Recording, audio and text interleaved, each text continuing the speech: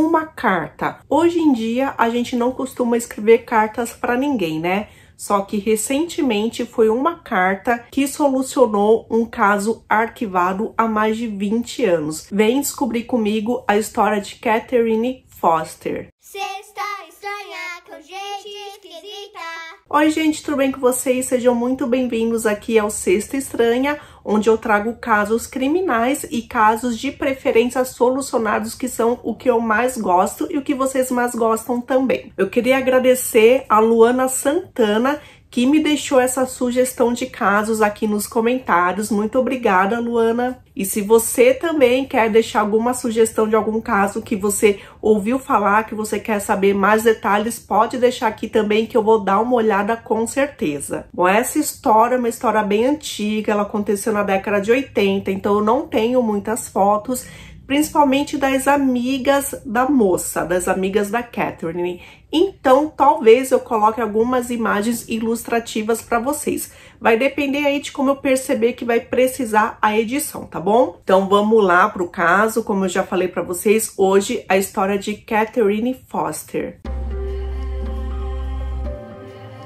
Ela nasceu dia 11 de março de 1961 em Pascagoula, Mississippi, Estados Unidos. Ela sempre foi uma garota super inteligente. Na escola e na faculdade, ela se destacava por sua inteligência e ela também era uma pessoa muito bondosa e gentil. Ela era de uma grande família de pessoas católicas e ela era uma garota católica. Ela gostava muito de ajudar crianças carentes. Em 1979, ela entrou para a faculdade e ela escolheu a faculdade South Alabama, que fica no Alabama, que é um local perto ainda da cidade natal dela. Então, aos fins de semana, ela poderia ir lá visitar os pais, a família e os amigos. A faculdade onde ela estudava ficava em uma cidade chamada Mobile, que é uma cidade muito tranquila. Basicamente ali só tem a faculdade mesmo, né, que é o grande point ali da cidade. Porém, é uma cidade famosa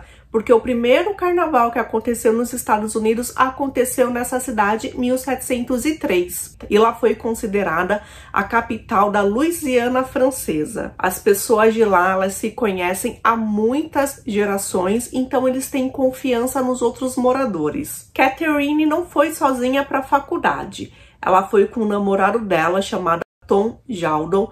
Eles eram já namorados da época da escola e ele ganhou uma bolsa de estudo porque ele jogava muito bem futebol. E também Tish O'Sullivan, que era a melhor amiga dela desde sempre. E lá na faculdade, elas encontraram uma outra garota chamada Jamie Callum, também era de Pascagoula, a mesma cidade delas. A Jamie estudava na mesma escola que elas, só que elas não eram próximas, mas a faculdade acabou unindo elas, ficaram muito próximas e muito amigas. Era época de carnaval, em 1980, em fevereiro, e a Catherine e o Tom brigaram, porque nessas festinhas de carnaval, ela encontrou o namorado beijando uma outra garota. Então, eles estavam meio brigados aí nessa época. Então, dia 21 de fevereiro de 1980, era uma terça-feira. Nessa época, a Catherine estava com 18 anos de idade e ela tinha combinado de sair para fazer compras com as duas melhores amigas.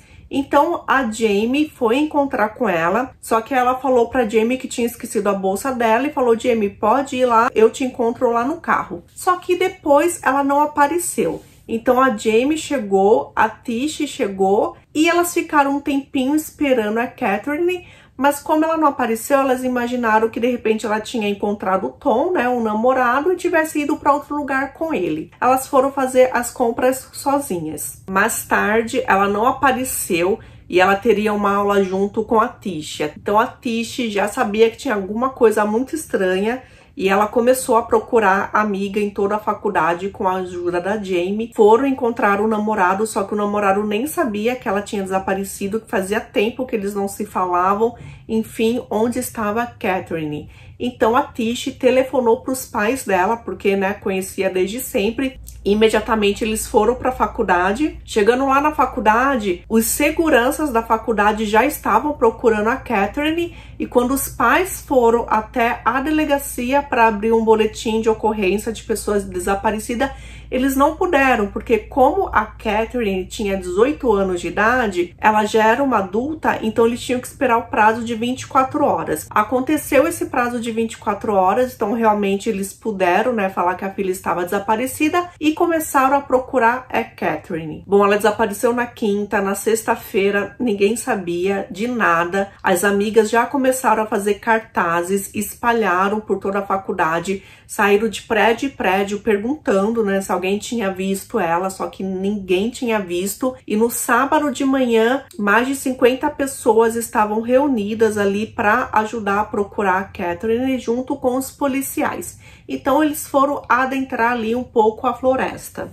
Então, dia 23 de fevereiro de 1980, no sábado, encontraram ela caída na floresta e quando chegaram perto, perceberam que ela estava sem vida e que ela tinha levado 2 tiros na cabeça. O detetive responsável pelo caso se chamava Wilbur Williams e ele ficou chocado com toda essa história porque ele havia sido também um estudante daquela faculdade. E quando ele chegou lá e encontrou a Catherine, ele disse que parecia que ela estava dormindo, não parecia que tinha acontecido nada de mais grave com ela. Então ela estava bem vestida, ela estava com o cabelo arrumado, ela estava maquiada. E aí perceberam que ela tinha levado um tiro na nuca e um tiro perto do olho esquerdo. Bom, eles perceberam que desde o dia que ela sumiu até esse dia que ela foi encontrada, provavelmente ela não estava ali, ela ficou escondida em algum lugar, ela ficou mantida em cativeiro e só depois de um tempo tiraram a vida dela e colocaram ela lá, porque o ambiente e o fato do corpo dela não estar em decomposição não demonstrava que ela tinha perdido a vida ali. O que eles perceberam também é que como não tinha marca de defesa nela, com certeza aquela pessoa que fez isso com ela era alguém que ela conhecia. Claro que eles investigaram todo mundo, eles investigaram as melhores amigas, interrogaram o namorado. As melhores amigas foram descartadas super rápido. O namorado, ele não tinha álibi para aqueles dias, porque ele dizia que só estava estudando e dormindo sozinho no quarto dele. Então resolveram fazer o teste do polígrafo nele. Ele foi super mal no teste do polígrafo, porém os investigadores sabiam que ele não era o culpado, que ele só estava nervoso mesmo e rapidamente ele foi descartado. 2 coisas apareceram. Uma moça, uma estudante, ela falou que sofria de problema de asma e ela acabou abrindo a janela ali para respirar um pouco de ar. Isso na madrugada de sábado, e aí ela escutou 2 barulhos que ela imaginava no começo que tinha sido fogos de artifícios por causa do carnaval.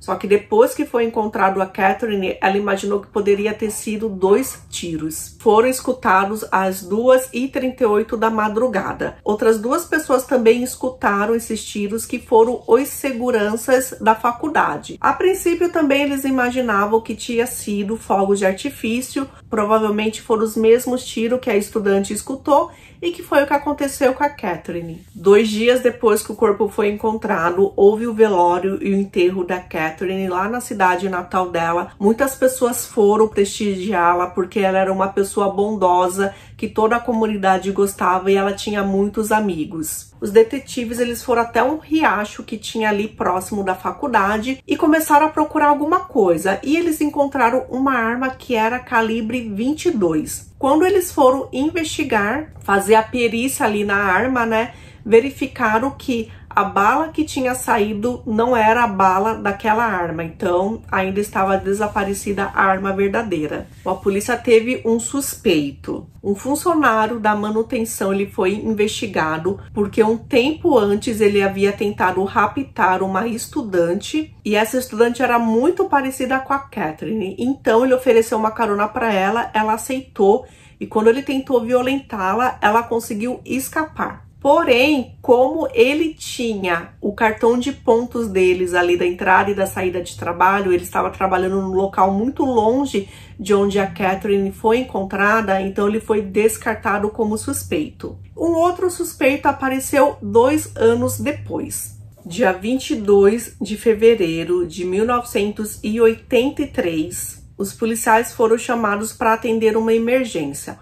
um homem havia sido encontrado morto. Ele havia tirado a própria vida quando ele tomou 200 comprimidos para dormir. Chegando lá, esse homem ele havia sido identificado como Michael Maris. Michael Maris era um dos seguranças da faculdade que tinha escutado aqueles 2 tiros de madrugada. E os detetives eles ficaram chocados com o que eles descobriram, né, depois que o Michael faleceu. Eles descobriram que o Michael estava totalmente obcecado pela morte da Catherine. Encontraram uma cópia da autópsia dela com várias anotações que ele fez sobre o caso. Além disso, ele escreveu poemas e várias cartas para ela. Fora isso, encontraram no sótão da casa dele uma gaiola, só que uma gaiola para seres humanos. E lá dentro tinha colchão, lençol, travesseiro, alguns panos. E era possível sim manter uma pessoa presa lá dentro. Como a Catherine ficou desaparecida quase 2 dias antes, né, de ter a vida ceifada,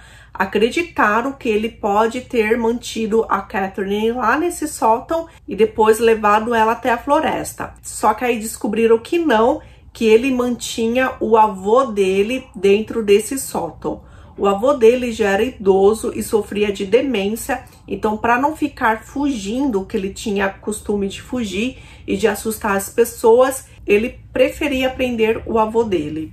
Não é comum, né? Mas era isso que ele fazia. Só que não poderia ser o responsável pelo que aconteceu com a Cat, porque ele sempre estava trabalhando em conjunto, em parceria com outro segurança, e os horários estavam sempre preenchidos, então ele tinha um álibi muito completo. Além disso, algumas pessoas começaram a falar que assim, ele tirou a vida dia 22 de fevereiro de 83 e ela sumiu basicamente na mesma época, né, dia 21 de fevereiro. Então essa data poderia ser uma data significante para ele. Só que aí descobriram que ele já tinha um histórico familiar. Descobriram que 3 ou 4 parentes deles já tiraram a própria vida, inclusive a própria mãe dele. Então, infelizmente, era algo que já estava ali na família. Passaram-se 10 anos, infelizmente nada aconteceu, não tinha mais nenhuma pista, nada surgia, tanto que Catherine Foster virou uma lenda urbana. As pessoas entravam na faculdade, saíam da faculdade, escutavam sobre a história dela,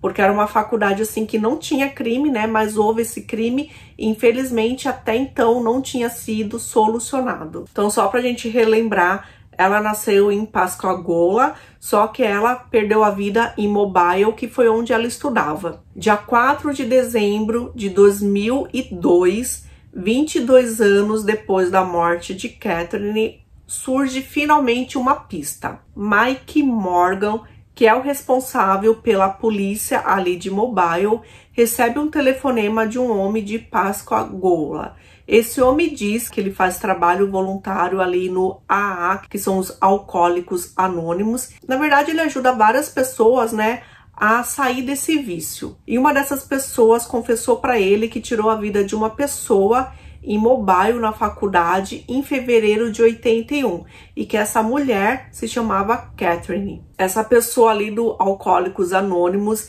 sugeriu, né, para se perdoar e para tirar todas as culpas, se sugeriu que essa pessoa escrevesse uma carta então para Catherine pedindo desculpas pelo que fez. Essa pessoa fez isso, foi até o túmulo da Catherine e lá leu essa carta. E aí, olha só que surpresa, o nome dessa pessoa foi revelado como Jamie Letson. Só que não tinha nenhuma Jamie Letson relacionada com o caso. Só que o detetive Mike Morgan, ele descobriu que a Jamie que tinha relacionado nesse caso, ela é Jamie Kello, uma das melhores amigas da Catherine. Ele descobriu, buscando ali a vida, né, a retrospectiva, que a Jamie se casou, então ela passou a se chamar Jamie Letson. Depois ela se divorciou, porém continuou ainda com o sobrenome do ex-marido. A Jamie tinha sido presa várias vezes, principalmente por causa de furtos, e na época que aconteceu a morte ali da amiga dela, ela foi considerada uma suspeita, só que ela foi descartada por causa do álibi dela. Já que a morte foi determinada como sendo na madrugada do sábado, nessa época ela estava dormindo na casa de uma amiga com os pais da amiga presente, né? Então ela tinha um álibi bem sólido. Então o detetive achou muito estranho e telefonou para o médico legista original do caso que determinou a data da morte. E aí, conversando com ele, ele disse o seguinte, que sim, que ele poderia ter errado. Ele considerou que o corpo dela não estava em decomposição, então se ela tivesse perdido a vida na quinta-feira, até no sábado já teria se decomposto. Só que assim, como foi fevereiro, que era uma época fria lá nos Estados Unidos, isso pode ter feito com que o corpo não tivesse entrado em decomposição. Ao invés do dia 23 de fevereiro, possivelmente ela perdeu a vida dia 21 de fevereiro. Isso fazia diferença contra o álibi da Jamie. Foi descoberto que o padrasto da Jamie guardou essa carta e quando os policiais chegaram na casa dele, ele já sabia que estavam atrás dessa carta. Ele tinha um cofre, ele foi até o cofre e mostrou essa carta. Nessa carta, a primeira frase dizia: "Querida Catherine, sou eu, Jamie, aquela que tirou a sua vida." A carta foi levada para um teste, tiraram impressões digitais da Jamie no papel da carta, ou seja, foi ela sim que escreveu a carta. Porém, quando levaram o caso até o promotor disse que não poderiam levar esse caso a julgamento porque a data da morte não se encaixava. Então aconteceu uma coisa muito maluca, que foi a mudança da data da morte. O médico legista, ele reconheceu que ele errou e ele mudou. A morte dela, que era 23 de fevereiro, passou a ser dia 21 de fevereiro. 21 de novembro de 2008, a polícia conseguiu um mandado e finalmente conseguiram prender Jamie Ledson Callum. Nessa época ela estava morando em uma casa de recuperação e ela não prestou resistência nenhuma. Ela já imaginou que em algum momento ela seria presa e ela foi presa. Ela estava detida sob uma fiança de $500 mil e ela continuou detida até o julgamento dela. Quando ela foi presa, o detetive perguntou se ela queria fazer alguma confissão e ela confessou sim que ela foi a responsável pelo que aconteceu com a Kate. Isso tudo aconteceu porque ela tinha ciúmes do namorado da Catherine. Ela era apaixonada pelo Tom desde a época da escola e quando ela descobriu que o Tom ia para essa faculdade, ela acabou indo para a faculdade também, acabou se aproximando das meninas para chegar perto dele, só que ela nunca teve coragem, né, de falar para ele que era apaixonada, e ela imaginou que se a Catherine não existisse mais, o Tom poderia se apaixonar por ela. Ela era tão maluca já, gente, que ela nessa época ela mentiu para a família, ela já contava que o Tom era namorado dela, sendo que nada tinha acontecido entre os dois. Inclusive, ela confessou que o Tom nunca nem imaginou que ela era apaixonada por ele. Então, ela disse que tinha marcado o encontro, né, com as garotas e ela saiu junto com a Catherine. Elas estavam dentro do carro da Jamie, dirigindo por aí. E aí a Jamie falou assim: olha, eu preciso pegar algumas plantas para minha aula de botânica, você me ajuda? Ela falou que tudo bem. Elas pararam ali perto, né, da floresta, adentraram a floresta e nisso, né, a Catherine estava na frente andando e a Jamie ficou pensando o que fazer. Alguns dias antes, a Jamie tinha roubado a arma da avó dela. Ela não entendia que tipo de arma era, ela não sabia o que era um calibre 22. Ela só disse que tinha roubado a arma da avó dela, que era uma arma velha, porque ela queria tirar a própria vida. Então ela aproveitou, né, que já estava com aquela arma e apontou na nuca da Catherine e atirou. A Catherine não morreu imediatamente. Ela ficou meio cambaleante, olhou pra ela com cara de assustada, tipo, meu, o que você fez comigo? E ela caiu. Quando ela caiu, ela acabou dando um tiro, né, aqui nessa região perto do olho, pra garantir que ela iria perder a vida. Ela acabou correndo pro carro, dirigiu um pouco, encontrou uma lixeira, né, uma caçamba de lixo e acabou jogando ali a arma, que nunca mais foi vista. Bom, ela confessou que ela inventou tudo na cabeça dela, a história com o Tom, que eles nunca tiveram nada, e que ela tinha mania, né, de inventar várias histórias, só que depois ela chamou um advogado e ela retirou essa confissão.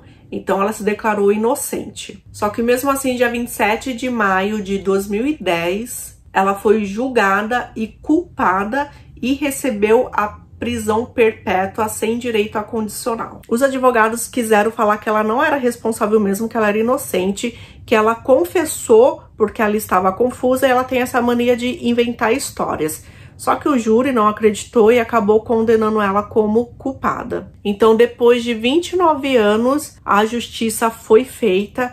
Finalmente, né, gente, seria assim o crime perfeito se ela não tivesse escrito uma carta e se essa pessoa responsável ali pelo AA não tivesse denunciado. Então, ainda bem que isso não aconteceu, porque finalmente a família da Catherine teve uma resposta. Então é isso, gente, esse é o caso de hoje. Me fala aí se você já conhecia esse caso e me deixa uma sugestão aí de algum caso, tá bom? Não se esqueça de se inscrever aqui no canal se você não é inscrito.